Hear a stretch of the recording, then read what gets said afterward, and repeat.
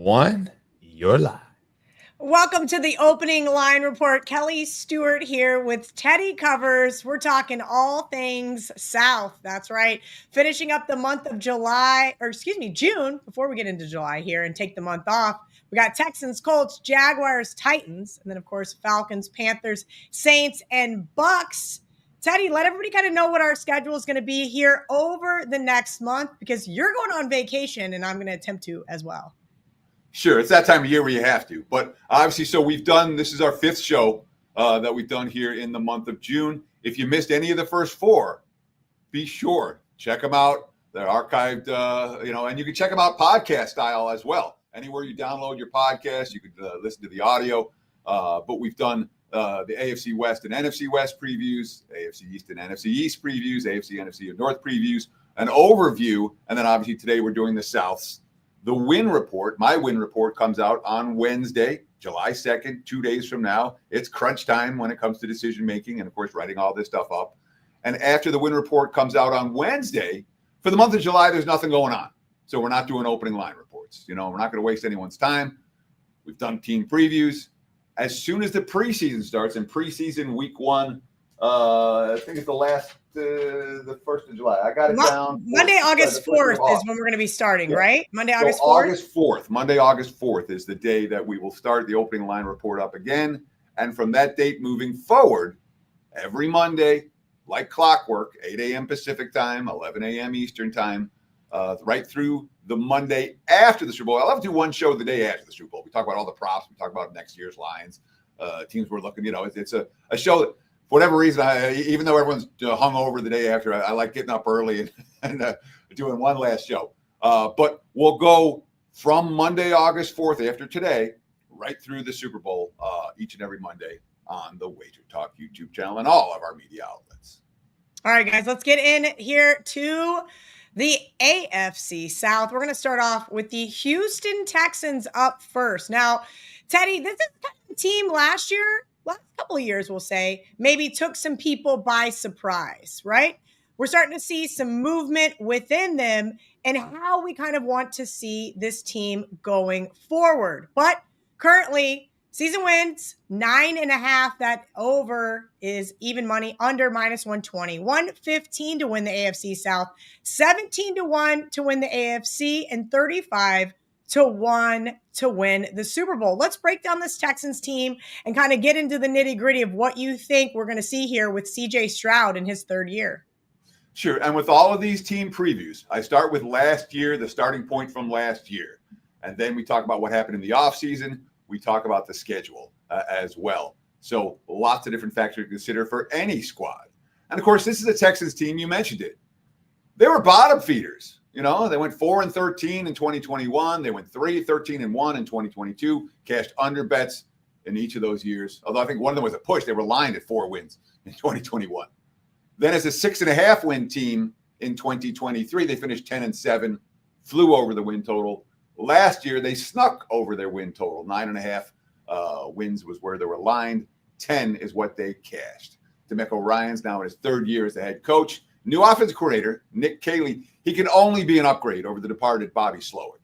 New offensive line coach Cole Popovich. And both Caley and Pop worked for Belichick in New England. So we're expecting, at least from a design standpoint, Houston's offense and Houston's offensive line perhaps to be a little bit better than it was a year ago. Last year, they finished +10 in turnovers. That was the 7th best in the NFL. Buffalo, Pittsburgh, Green Bay, the Chargers, the Vikings, and the Eagles were all better.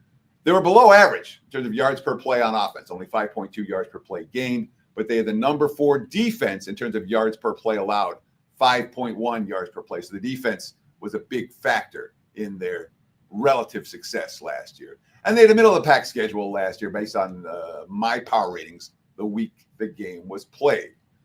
They weren't a particularly healthy team last year. 75 players suited up, bottom 10 in injury luck. And, so they went into the offseason going, yeah, we're close, but last year, something of a different point in terms of being after the breakthrough season in 23. 24 was not a breakthrough campaign. And, of course, now they're 0-6 all-time in the divisional round, another early exit from the postseason. So when it came to the offseason, everyone pointed towards the offensive line for Houston and as an area of notable weakness. Well, from a pundit standpoint, everyone's looking at this offensive line going, it looks worse, not better. They traded away Laramie Tunsil. They brought in some veteran additions who weren't necessarily very good last year, Laken Tomlinson, Ed Ingram, Cam Robinson, Trent Brown, older guys. They drafted a tackle in the second round. That being said, there were many people who expected this team to really focus on offensive line in the offseason. And it looked like the moves that they made weren't necessarily moves that impressed pundits. So the coaching is different. The personnel is going to be different. But what's the biggest question for Houston? It's the offensive line right now. Even with Titus Howard, if he's going to move to left tackle, they're hoping that there's going to be competition on that line this season.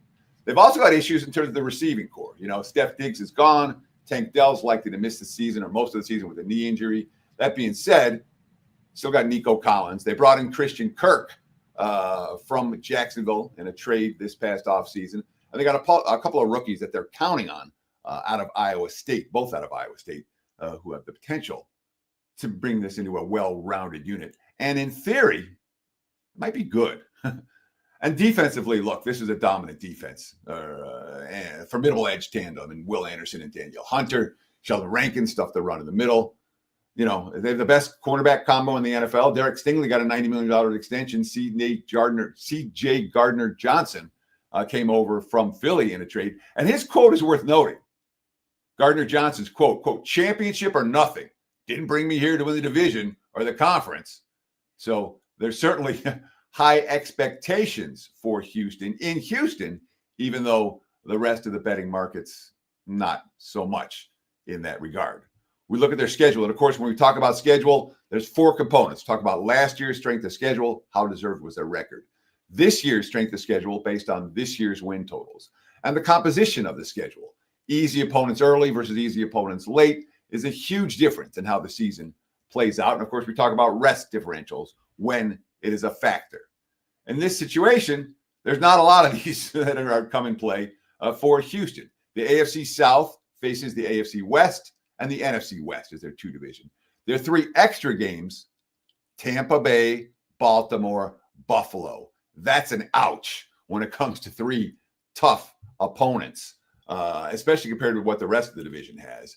And frankly, those three opponents probably keep me off the Texans over. I like the composition of this squad. I think the markets are kind of undervaluing Houston based on the offensive line concerns. That being said, for all the concerns about the offensive line, it's a team that had a clear plan for what they wanted to do. Maybe it works out a little better than the pundits might like to think.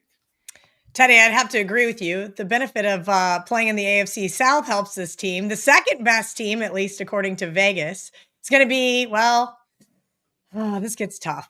I'd like to say it's going to be the Indianapolis Colts, but they're going to say it's the Jaguars. But we're going to get in the Colts here first. 7.5 is their season win total, -110 on both sides, plus 380 to win the division, 50-1 to win the AFC. Wow. Plus 12,000 to win the Super Bowl. Let's talk about the Indianapolis Colts, Teddy. Sure. Last year, lined at 8.5 wins. They finished 8-9. The year before, they were lined at 6.5 wins. They finished 9-8. So 17-17 for Shane Steichen, now in his third year as the head coach. We have a situation where the owner, Jim Irsay, died this past offseason. Now his three daughters take over. What does that mean? It means the coach is on a little bit more of a hot seat, perhaps. The GM, Chris Ballard, I would say, on the hot seat. There's urgency for the Colts this year. A year ago, 5.5 yards per play gained on offense, middle of the pack. 5.5 yards per play allowed on defense, middle of the pack, slightly below average. They were number 24 in scoring defense and number 29 in total defense and number 25 in sacks. So despite having DeForest Buckner on the squad, who's unblockable at times. So the defense, even though the yards per play defense was okay, some of the other metrics were not quite so good for that defense. Last year finished -4 in turnovers, nothing big there. But here's the interesting factor. They went 8-9 last year, under their season win total. And that came, again, I use my powering numbers on the game the week was played from my strength of schedule numbers. My strength of schedule says that Indy played the third weakest schedule in the NFL last year. Only Miami and Washington had it easier. So the fact that they played such an easy schedule and still finished below 500, they were also healthy last year. They only used 66 players, number 4 in health in that regard. So they were healthy last year, and they had an easy schedule, and they were still a sub 500 squad. From a coaching standpoint, Jim Bob Cooter back for his third year as offensive coordinator. The new DC, Lou Anarumo, he got run out of town after a disaster defense in Cincinnati last year. That being said, Gus Bradley got run out of town in Indy. So Anarumo's the guy they settled on as DC. He has experience, so I'll give him that much. We talk about the offseason moves. They lost some key pieces on the offensive and defensive line. They bring in Daniel Jones to battle Anthony Richardson. There's talk Jones could start week 1. And Richardson is obviously the guy with the upside. These are 2 former first rounders. Richardson's a guy who Indy's kind of vested in. Now in his third year, 50.6% completions, 11 touchdowns, 13 interceptions. These are his career numbers. It's now or never time for this guy. And the offense is supposed to revolve around Jonathan Taylor if things break right. They did lose 2 starters in the offensive line. A third's coming back from season-ending injuries. In my mind, this team has a lot of offensive line question marks. The receiving core looks pretty good. I worry about their depth, but Pittman, Downs, Pierce, that's a nice 1-2-3 at wide receiver. And depth, teams find depth. When they have receiving core injuries, you don't tend to see teams lose all their playmakers, even when guys get hurt. Houston last year may be an exception. They spent a bunch of free agent dollars to the secondary on defense. Most notably Cameron Bynum, the safety, and Javarius Ward as well. And of course, they drafted tight end Tyler Warren with the first-round pick, and then a couple of defenders in the second and third round, edge rusher and a cornerback, Justin Wally, out of Minnesota. So in terms of need, there was certainly need on defense, and the tight end position has been a hole. As a young QB, whether it's Jones or Richardson, Jones is still a young QB. He's never been a successful starter. A good tight end is important to have. When we look at the schedule for this year, there's, again, AFC South versus AFC West and NFC West teams.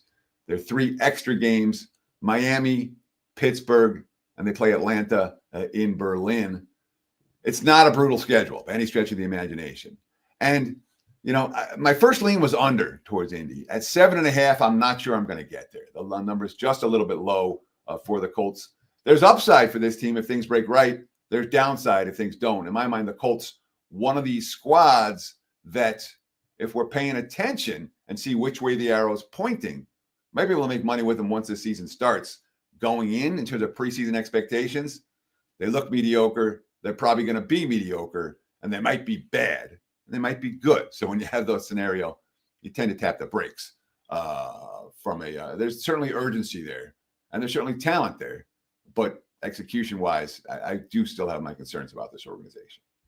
All right, before we get into the Jacksonville Jaguars, Teddy, right now you are running a promotion. Save $100 off Teddy's NFL season pass. That is good for 1 week from today through next Monday using coupon code NFL100. All right, Teddy, Jacksonville Jaguars. Let's get into this team. Boy, oh boy, have they been on kind of, I'll call it a roller coaster ride. I mentioned them also having the same season win total as the Colts, 7.5, but their division odds are significantly better, plus 260. AFC odds plus 35 to 1, and then 80 to 1 to win the Super Bowl. I don't know what to make of this team. I was betting against them a couple of years ago when I thought Houston was significantly better. Now, Trevor Lawrence in his 5th year. What are we going to see from this team that has had a coaching carousel as of late? Sure. Before I talk about the Jags, I do want to mention, as you talked about that NFL promo code, look, you can buy the NFL win report. It's 103-52 lifetime, 17-4 with the 5% big tickets. And I went back and looked, by the way. I have had 3 losing seasons, 2005, 2010, 2019, and a couple years where I lost juice. 2017, I went 3-3, but I lost the 5%. I lost some juice in 2022. Not every year has been perfect. But 103-52 over a 24-year sample size, 17-4 with the 5% big tickets. We won last year. We won the big tickets last year. It's been a consistently profitable report, even though it hasn't been dominant every year. And we encourage you to get on board with the report. It's $199 if you want to just get the report. It comes out on Wednesday. But the promo code, NFL100 at checkout, you get the report for free if you want an NFL season pass. I expect to win in the NFL this year. I expect to win big in the NFL this year. And if you want to get on board, take $100 off the season package. You'll get the win report for free, and you'll get every play, every day, all 5% included from day one of the preseason right through the Super Bowl. Again, promo code NFL100 at checkout. I encourage you, take advantage of that offer today. We talk about the Jacksonville Jaguars, and it's a team that with Trevor Lawrence, the expectations have been fairly high. And yet, what have they got? 3-14, 9-8, 9-8, 4-13 over the last 4 seasons. Not exactly lighting it up. Lots of change this offseason. New GM, James Gladstone. First year, first time GM. He worked for the Rams as scouting director. He's the youngest GM in the league. New head coach, Liam Cohen. First year, first time head coach. New offensive coordinator, Grant Udinsky. First year, first time offensive coordinator. He's a 29-year-old former Vikings assistant. Now he's an offensive coordinator under the age of 30 in Jacksonville. New defensive coordinator, Anthony Campanile. He was worked under Jeff Hafley in Green Bay last year. First year, first time DC. So a lot of times you get a rookie head coach, he's going to bring in a veteran as a veteran coach or veteran coordinator. That's not the way the Jags went. First year, first time GM, head coach, OC, DC. So that could be a concern.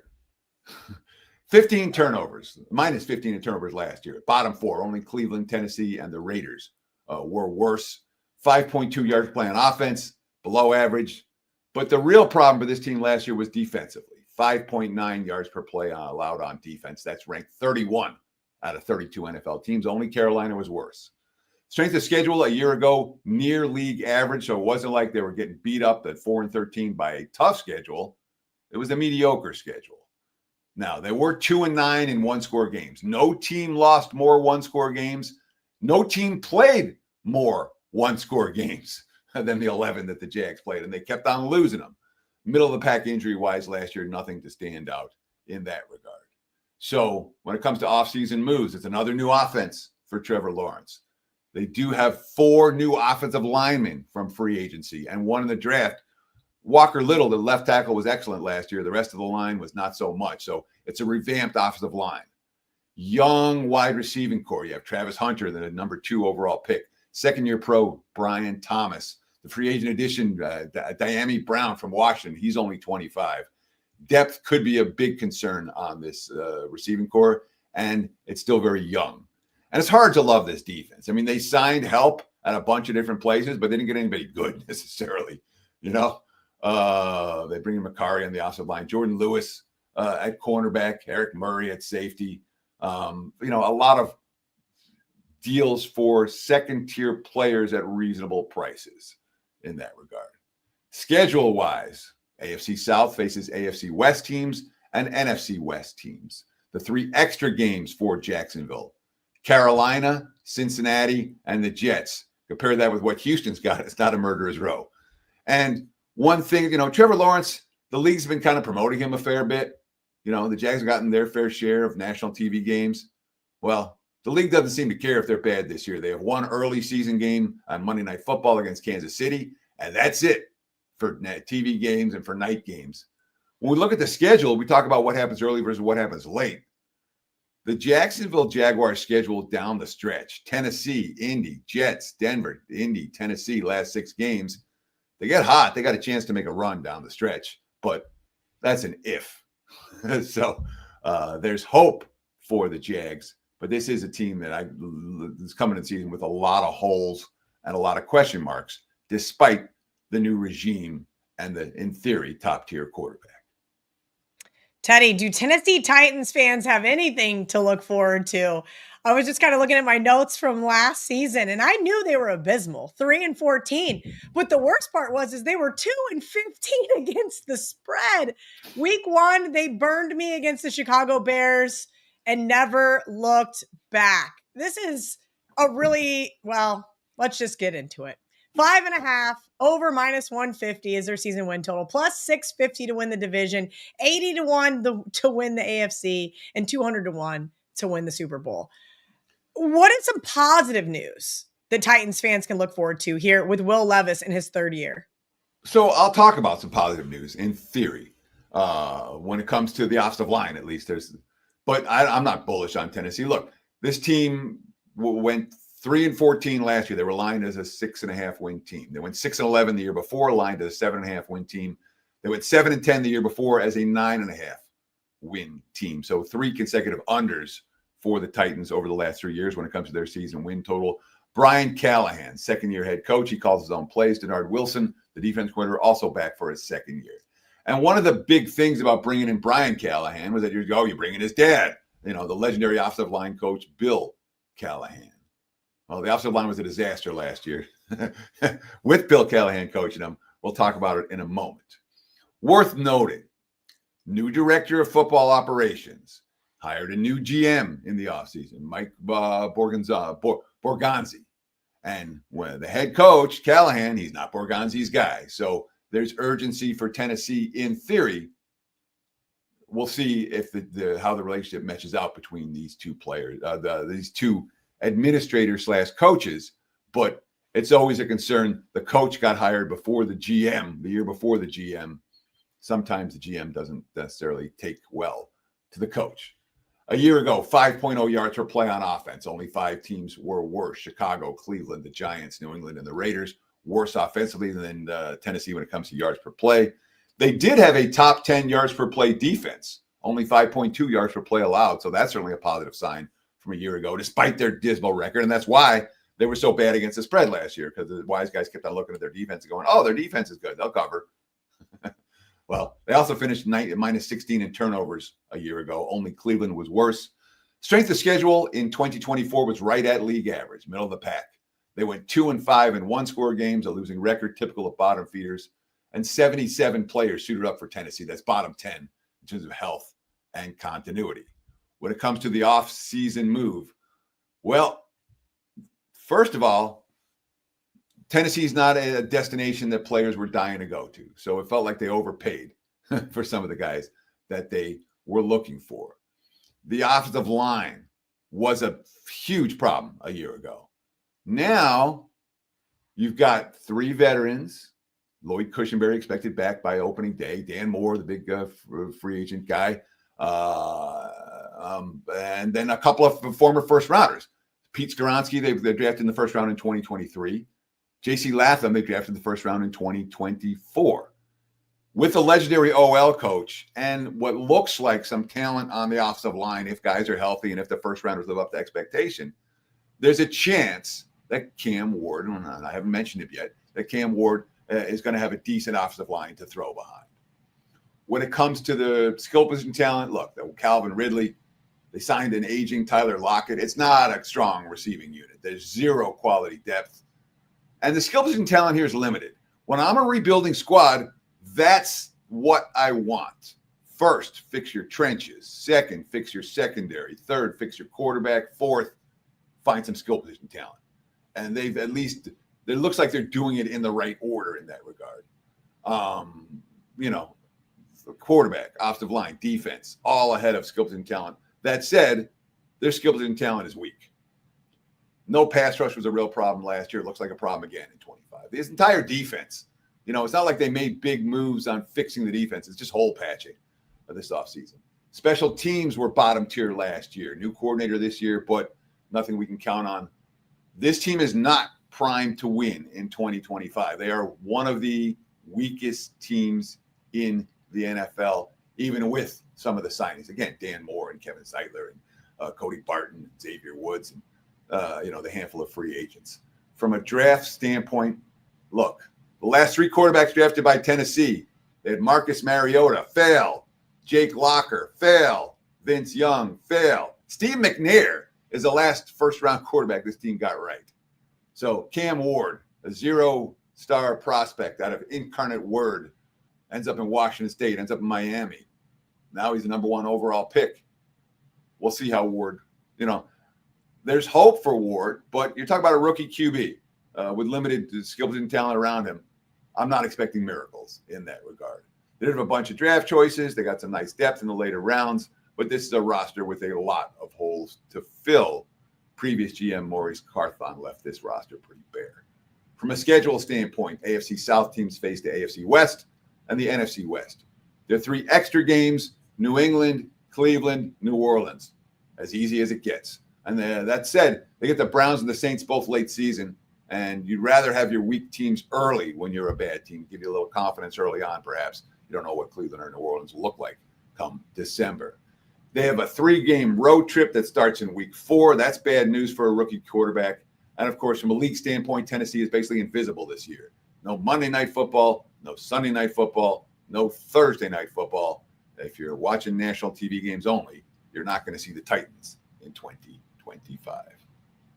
Well, that's good. The NFL took notes. We got tired of seeing the Titans on Thursday Night Football.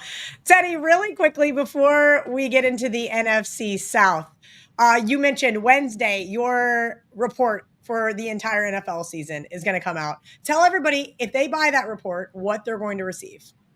So you're going to there's a part 1 that comes out on Wednesday. When applicable, I add more plays in the preseason after week 2 or week 3, depending. There are years that I've added plays. There are years I haven't. It just depends on what the markets do. So I don't want to promise I'm going to add plays, but there is, in theory, a part 2 of the report based on what we see over the first the games in August. The report traditionally 4, 5, 6 in that range. I've been whittling down the short list for the last month, and it's kind of crunch times and which ones I'm going to use and which ones I'm going to bet and all of that. But in addition to the plays, the write-ups are every bit as important because you're going to find out all these little details and nuances. I spent a lot of time writing them up and talking about the teams and the thought process behind it. And people use those write-ups all year long. And that's another advantage of the season win report. When I'm right, we're betting on these teams and betting against these teams that we have in the win report consistently. And when I'm wrong, we notice it early and we start flipping and go the other way on some of these squads. And that tends to work. I know that there was one year that I was like 6 wins off on them, but we made a boatload betting on them all year because I was so wrong and I saw it early. So that can and does happen. So that's what you get with the win report. Again, it's $199 to buy straight. If you want to buy the win report itself, it's free if you get on board with the NFL season package. And obviously today we have that promo code NFL 100. Take $100 off that season package, and you'll get this win report at noon Pacific time on Wednesday, all included. Nothing more to buy, no nonsense in that regard. Yeah, Teddy's report is something I use every single year in terms of my NFL handicapping. As you guys know, NFL is one of the hardest markets to beat. Teddy, give us that record just one more time. So I started doing the report in 2001. And since that time, I'm 103-52. That counts every play, every year. The 5% big tickets are 17-4, 81%. The other one is 65? I think it's 65.6, 66% in that range. And it's not a short sample size. We're talking about 24 years. We won last year. We won overall. We won with the 5%. I expect to win this year. I expect if you get on board, you will win this year. So, that's why we do all this work in May and June. So we have an edge on the markets and an edge on preparation when it comes to start of preseason football. I love this stuff. I got into sports betting because I love betting the NFL. That's how it all started for me. Kel, I know you were a college one. I was an NFL guy to begin with. And I had some real good seasons over the years in the NFL. And this win report has been consistently profitable over an extended track record. And again, like I said, I expect it to be profitable again this year. So that's what you get. That's the record. All documented. But feel free, if you don't believe me, we can show you that. They have the spreadsheet in the office with every single release for every NFL win report since 2001. But that's the take. Perfect. Let's get into the NFC South. We're going to start off with the Atlanta Falcons. Currently 7.5, juice to the over -140. I think at DraftKings is where I'm getting most of this information. Plus 250 to win the NFC South, 35-1 to win the NFC, 80-1 to win the Super Bowl. I don't know what to make of this Falcons team, Teddy. We got Michael Penix Jr. in his second year, Raheem Morris, head coach. I just feel like this team had so many opportunities to be better than 8-9 last year, but they just kept faltering, particularly against the spread. 6-10-1. They just burned their backers' money. Yeah. And by the way, guys, if you like this type of analysis, we really appreciate those likes. Thank you so much. Just click. It's done. Please leave a comment below. I get into the comments multiple times, even on 4th of July week. I'll be in the comments over the next couple of days for sure. Let me know what you think about these AFC and NFC South squads. Happy to respond and offer my take. And if you just want to say hi, you can do that too. And of course, if you haven't done so, what do we have? 200,000 who have subscribed to the WagerTalk YouTube channel, not to mention Instagram, not to mention TikTok. Subscribe, and that way you get instant alerts every time these videos go live. Take advantage, in that regard. And of course, if you don't want to watch us, you can always download this stuff on all your podcast outlets. I don't listen to a lot of podcasts. I'm an old guy. I'm just not a podcast guy, but there are guys who are podcast guys. Wherever you download your podcast, WagerTalk opening line report is available. And if you like this show, really appreciate if you tell a friend. You don't ask for much. Tell a friend. Thank you. The Atlanta Falcons last year lined at 9.5 wins. They finished 8-9, as you mentioned. Lots of winnable games that just fell apart down the stretch. The year before, 2023, I had Atlanta over their win total, 8.5. They finished 7-10, and it was the exact same scenario. A ton of games that it felt like they were supposed to win, and the fourth quarter comes around, and they're in a tight game, and they couldn't get the job done. 7-10 the year before that, 7-10 the year before that. It's been a while since the Falcons have been good. They haven't made the playoffs. They haven't made the playoffs since the 28-3, which is obviously a score that if you follow the NFL, you'll always remember. There's never been a Super Bowl like it. Raheem Morris back in his second year as the head coach. Offensive coordinator Zach Robinson returned. New defensive coordinator Jeff Ulbrich, who worked with Morris before, and he's been the DC for the Jets over the last 4 years. The Jets' collapse last year was not the defense's fault, or certainly not as much as the offense's. And the special teams. Let's not forget how many games their kicker cost them last year. So last year, number 8 yards per play offensively, 5.8 yards per play. So top quartile in that regard. Tied with Cincy, ahead of Washington. A pretty good offense. Slightly below average defense at 5.5 yards per play allowed. -6 in turnovers, not a big deal there. Slightly easier than average schedule last year. Not crazy easy, but slightly easier than average based on my powering numbers the week the game was played. They were number 2 in health last year. Only 65 players saw the field. They're supposed to be better, easier than the schedule, healthy, a good offense, and they weren't.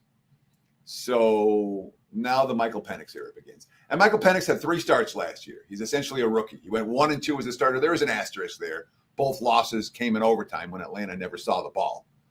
Kirk Cousins taking up a lot of salary cap dollars. He's sitting on the bench. Atlanta's hoping he'll be traded to the first team that has an injured quarterback. Sometimes that the QB can attract a QB like Cousins can attract a lot of attention if a team has a quarterback injury in August or early September. That being said, right now they're paying him big money to sit on the bench, and that's never a good sign for any roster. Bijan Robinson, elite running back. Drake London, elite number 1 receiver. From a skill position standpoint, there's not much to be excited about after that. Can we call Kyle Pitts a bust yet? I can. 4 starters return on the offensive line. It's a top 10 unit potential for real. That offensive line looks good on paper. They re-signed Jake Matthews. They re-signed Liam McCullum, the long snapper. Divine Diablo, they signed as a linebacker. Re-signed Mike Hughes. 5th-year GM Terry Fontenot, he's on the hot seat.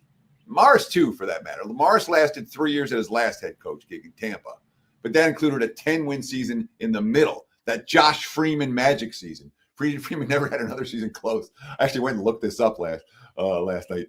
He only threw 6 picks that year. He threw 18 the year before, 22 the year after, and 17 the year after that. And the 1 year he caught magic, and that's the 1 year Raheem Morris had a successful head coaching situation. They lost Grady Jarrett on defense. He was the leader and the oldest vet on this defense, well-respected guy. Matthew Judon, Justin Simmons, some high-priced guys they brought in to win now, they're also gone from the defense. So what does that mean? That means they needed edge rushing. They needed something on the defensive line. They got 2 in the first round with Jalen Walker out of Georgia and James Pierce out of Tennessee. Plus the return of the draft pick last year, Braylon Trice, who tore his ACL and missed the entire season. They brought in Leonard Floyd in free agency. So it's completely remade defensive front for Atlanta. The secondary looks like the strength of the D. A.J. Terrell, Jesse Bates returned, 2 high draft picks. Mike Hughes is a free agent. That said, the secondary strength of the defense, they allowed 34 touchdown passes last year. Only Carolina allowed more. There is a youth movement in Atlanta. We talked about some of the guys, Judon and Simmons being gone, Grady Jarrett being gone. It feels like they got a lot younger this offseason and jettisoned some perhaps veteran leadership. We'll see if that works out good or bad for them. From a schedule standpoint, NFC South teams face NFC West and AFC East squads. There are 3 extra games, Minnesota, Washington, and Indy in Berlin. Not necessarily an easy trio. They have a Thursday night football, 2 Sunday night, and a Monday night game. So they're showcased a little bit. They do have the earliest bye possible, week 5. I was really considering Atlanta under. I'm still considering Atlanta under season wins. I'm not high on this team.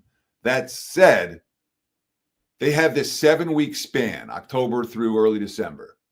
Miami, New England, Indy, Carolina, New Orleans, the Jets, Seattle.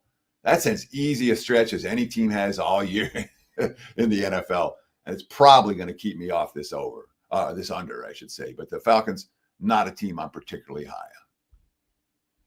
All right, let's move along to the Carolina Panthers. I know this is riveting stuff, and this is why Teddy saved these types of teams for last, but we can still make money on them. Teddy, right now, 6.5 is the season win total, minus 125 to the over, 4-1 to win the NFC South, 50-1 to win the NFC, and, well, plus 12,000 to win the Super Bowl. Come on, Panthers. Give me something to bet on. We want to bet against this team. We would have bet on this team. This is a Carolina team that has just really been lackluster. Teddy, 5-12 last year, 8-9 against the spread. Bryce Young, they make every single meme about him every single week on the internet about how small he is. There's been no major coaching changes. What is this team going to do differently this year than they've done in years past? So, Carolina's been pretty bad this decade. 5-12 in 2021, 7-10 in 2022, 2-15 in 23, 5-12 last year. Although they snuck over their win total last year, lined at 4.5 wins, and that didn't look good early. They got hot down the stretch, and maybe that stretch run for Carolina is what Panthers fans are hoping will continue momentum-wise into this year. As you mentioned, the head coach, the coaching staff is largely back. Second-year head coach Dave Canales is back. Very positive guy. He's the Pete Carroll light in that regard. Everything's great. We're going to be awesome. Second-year OC Brad Idzik is back. Third-year defensive coordinator Jeho Evero is back. And that's interesting because we're going to talk about this defense. Of course, you have an embarrassing owner situation with David Tepper. The team hasn't made the playoffs since he bought them in 2018. And that's always a concern. 5.1 yards per play offensively last year below average. Much better down the stretch. After a dismal first half, they went 4-5 straight up their last 9 games. That said, listen to some of these defensive numbers. They have the worst defense in the NFL, 6.0 yards per play allowed. 534 points, the most points allowed in a season ever in the history of the league. 31 points now. It's a 17-game season. It's not worst ever for points per game allowed. But it's the most points any team has ever allowed ever in a season in NFL history. 31 points a game, 31.4. Close to the worst in points per game allowed. They allowed an NFL high 35 touchdown passes against them. They became only the 4th team in NFL history to allow 3,000 rushing yards against them. And they brought back Evero. -5 turnovers a year ago. Good for a team with a dicey. It's good for a team with a terrible defense and a dicey QB situation. -5 turnover. We'll call it a positive. Could have been much worse. Strength of schedule last year, one of the toughest in the NFL based on my numbers. Only Cleveland, San Fran, and Pittsburgh faced tougher opponents throughout the course of the week. And of course, they had a ton of injuries, a ton of attrition last year. 86 players saw game time for Carolina last year, most in the NFL. Lots of injuries for this squad and lots of ineffective play. We talk about the offseason. The entire offensive line returns. Bryce Young showed signs in the second half last year. There's continuity with the offense. The receiving corps is as weak as any in the NFL, even after making a number 1 pick on the wide receiver. Tight end room is weak too. They had to overpay J.C. Horn to keep him a Pro Bowler on this. And think about J.C. Horn. I talked about some of the metrics for this defense as one of the worst in history last year. J.C. Horn was a Pro Bowler on this defense. I felt like they overpaid to keep him. That said, they kept him. New kicker, new punter, special teams question marks. Draft-wise, offseason-wise, they concentrated on defense, rightfully so. Tershawn Watton, Trevon Moehrig, they paid a fair bit of money to bring in a handful of guys on that defense. Wharton on the defensive line, Moehrig in the secondary, Bobby Brown they brought in on the defensive line. And then I talked about, obviously, McMillan, the wide receiver out of Arizona with the first-round pick, and the edge rusher with the next 2 kids out of Texas A&M and Mississippi, a couple of SEC edge rushers. So they paid some attention to defense in the offseason, to put it mildly. Schedule-wise, NFC South faces NFC West and AFC East teams. There are 3 extra games. Not easy. Dallas, Green Bay, Jacksonville. They have 1 Monday Night Football against San Fran in November. That's it for TV games. And they do have a Week 14 bye. That's the last possible week. Bad news if they get off to a slow start. Carolina certainly doesn't look like they've turned the corner to become a winning team. That being said, there's a little bit of continuity here. And they showed signs offensively last year of being better than they were. Perhaps this year they'll be able to trade points with some of their opponents. All right, so a little bit of breaking news. I know we're kind of up against it, but Adam Schefter just tweeted, ESPN sources, Steelers traded 3-time All-Pro safety Minkah Fitzpatrick to the Dolphins in exchange for 3-time All-Pro cornerback Jalen Ramsey. This is a rare 4-player trade. Going to be really interesting, Teddy. Any thoughts really quickly before we get into the rest of the NFC South? So I'm impressed with what Miami got for a guy who said, I'm not going to play for you anymore. In that sense. That being said, Pittsburgh gets an elite cornerback. Makes Steelers better. And I'm not sure that it makes the Dolphins better. So, advantage in the one sense, Miami got proper value. In the other sense, Jalen Ramsey's, at this stage of his career, I'll take Ramsey over Fitzpatrick. So that's my gut reaction. All right, let's talk about the New Orleans Saints, 6.5 plus 160 to the over. If you think the Saints can win 7 games, 12-1, the longest odds to win the NFC South, 121 to win the NFC, and 300-1 to win the Super Bowl. Teddy, I don't know what to make of the Saints team. Let's just break it down for what it is. You've got Kellen Moore in his first year as a head coach. You've got Spencer Rattler in his second year, assuming that he's going to be the starter here. Break this team down in terms of a season win perspective. Maybe say some nice things that the Saints can be looking forward to. No. So last year, the 5% big ticket was Saints under 7.5 wins. The first 2 weeks, they looked like the best team in football, and then they won 3 games the rest of the year. They finished 5-12. We cashed this one in early to mid-December. It was not a sweat when all was said and done with that 5% big ticket on New Orleans under. And the reason that I was so strong on New Orleans being under was I knew that they had no quality depth. This team's been up against it salary cap wise, and they kept kicking the can down the road. And as soon as the injury started last year, it was a disaster for them. 5.3 yards per play on offense, below average. I mean, middle of the pack, but below average. 5.8 yards per play allowed on defense. Only Chicago, Jacksonville, and Carolina were worse. 30th in total defense. 31st in yards per rush allowed. 4.9 yards per rush allowed. Wasn't a turnover issue last year. -2 in turnovers. Nothing really there. They had a slightly easier than average schedule last year, based on my powering numbers. The week the game was played. 2-5 in one-score games a year ago. Slightly more injuries than average. 74 players suited up. The offense really got decimated. The defense stayed reasonably healthy. The first time this year since Sean Payton arrived in 2006 and signed Drew Brees as his new quarterback, that they have a new head coach, new QB same year. He talked about Kellen Moore. He was the Eagles offensive coordinator last year. He's going to call his own plays on offense. Brandon Staley. We talked about how a lot of times the rookie head coach is going to bring in a veteran coordinator.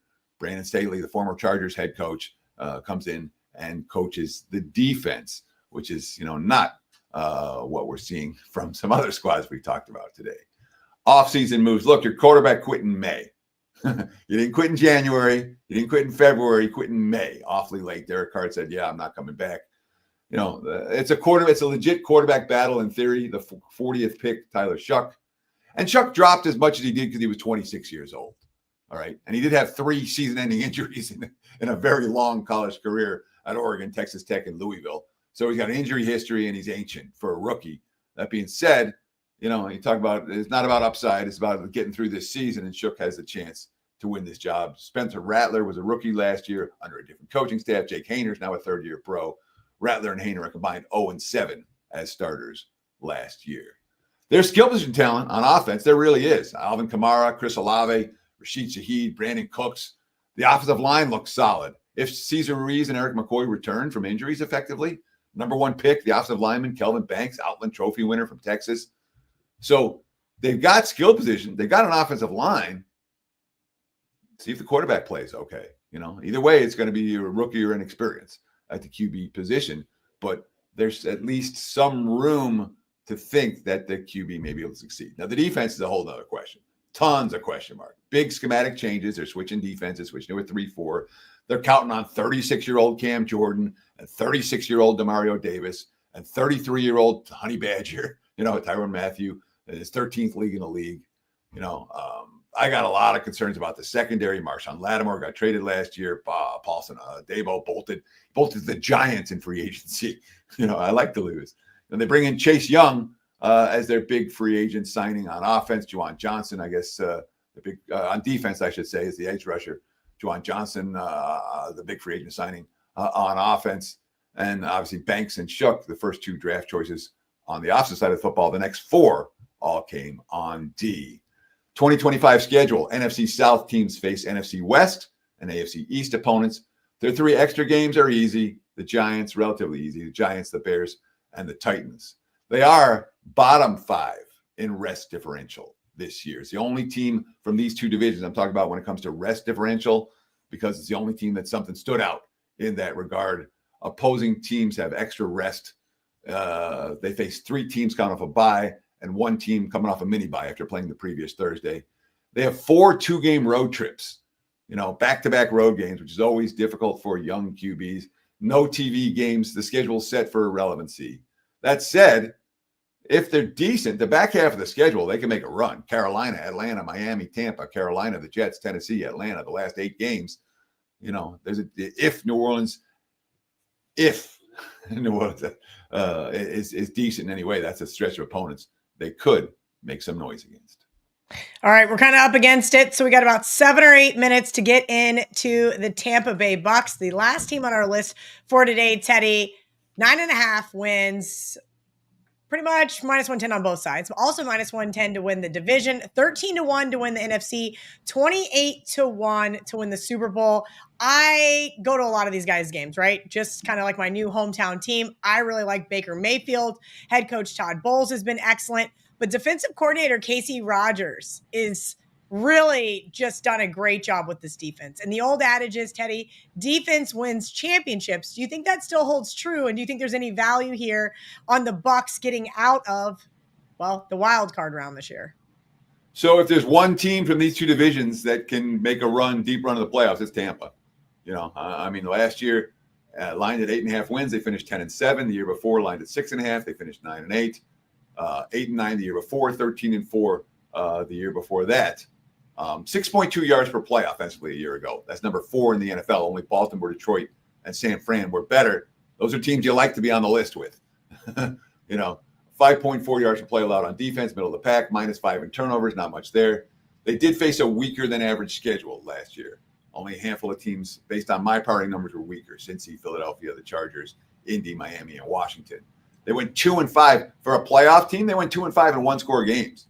That's rare for a first-place team. The Broncos were the only other team that made the postseason that were -3 or worse in one-score games. Ended up making the playoffs.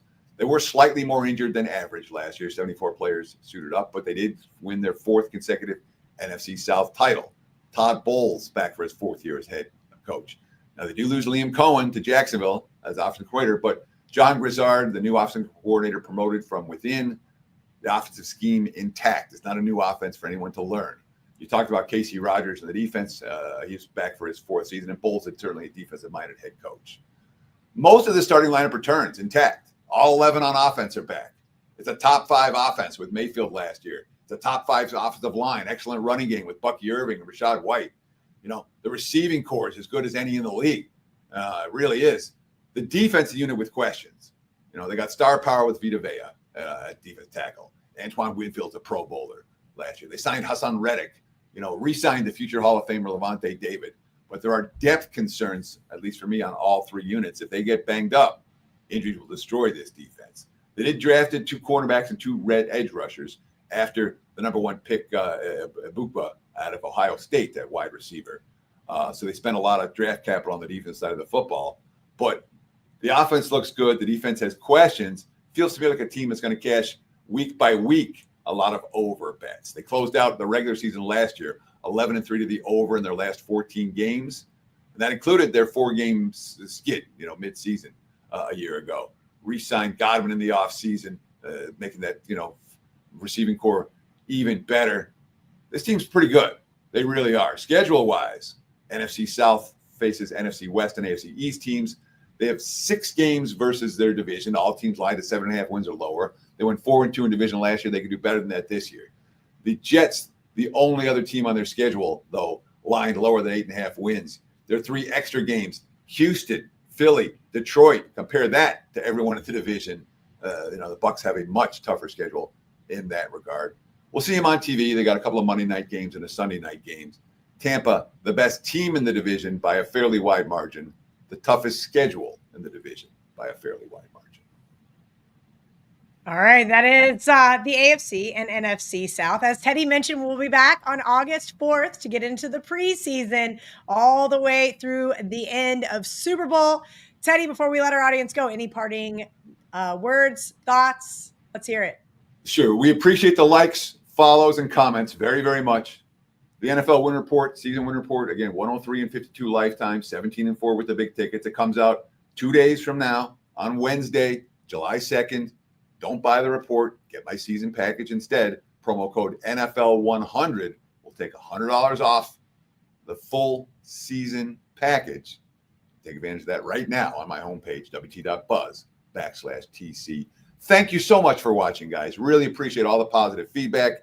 Best of luck with all your bets. And we'll talk to you again after this little break for the report to be released, and then a little bit of time to enjoy the summer. Absolutely. I hope you guys enjoy your July. And if you guys are watching live, stick around, hang out. Wager Talk Today is up next.